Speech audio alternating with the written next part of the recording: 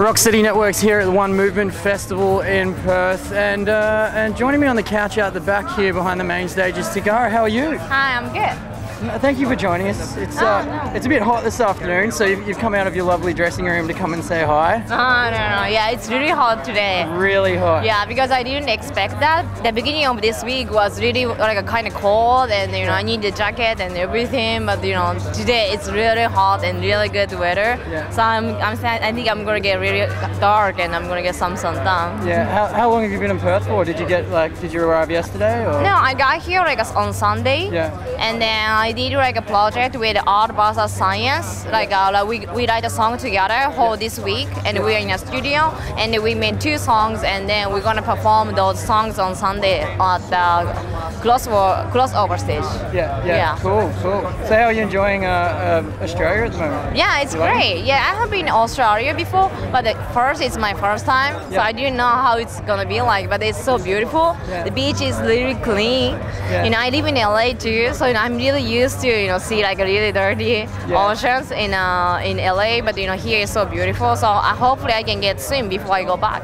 Let's get onto your your CD, the Funkeira Goes BANG. The Funkeira Goes BANG. And it's some really cool stuff. Really cool stuff. Tell us a little bit more about the South American influence and traveling to Sao Paulo and Rio quite a lot. When did you start doing that? Yeah, it's like I was in Tokyo back then, and then I had some Brazilian friends who live in Tokyo, and they showed me lots of Brazilian music, like a samba, bossa nova, that kind of stuff, and they showed me a Brazilian hip hop, and I didn't know how it was like. And then it was really cool, really different, energetic, but really funny rhymes. Yeah. So I was so into it, and I was like, oh my god, this music is so good.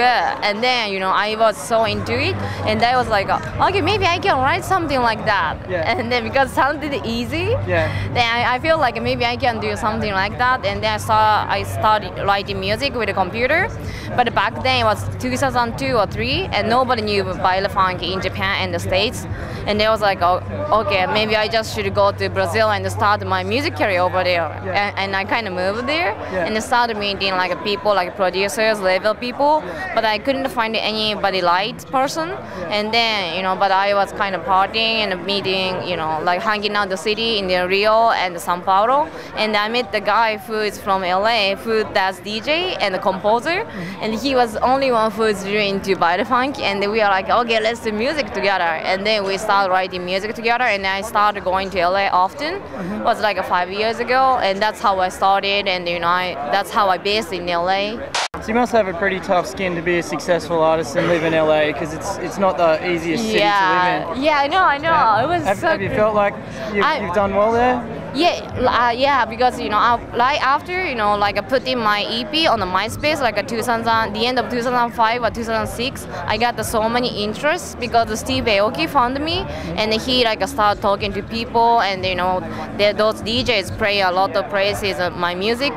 That's why I was promoted, and I was in the LA Times, and then NPR radio, and Days and Confused. I had lots of really good press. So I thought, okay, I made it, because I thought I worked so hard for 3 years. So I thought okay, I did it because I worked so hard. But after I started meeting lots of talented artists in LA, and I realized I was really lucky too, and I was in a really right place in right timing.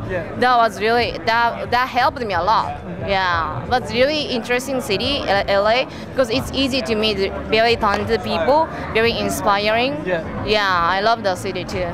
What I found interesting was your major in political science. Yeah, majored in political science. Has that weighed in at all on the way you write your music and the way I guess you try to capture the attention of a crowd with the way you write your lyrics?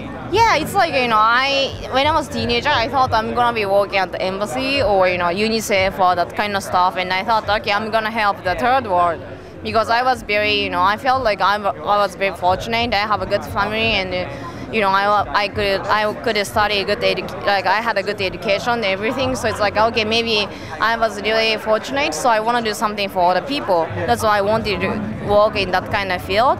But after entering my university, and I started meeting the people who work that kind of industry.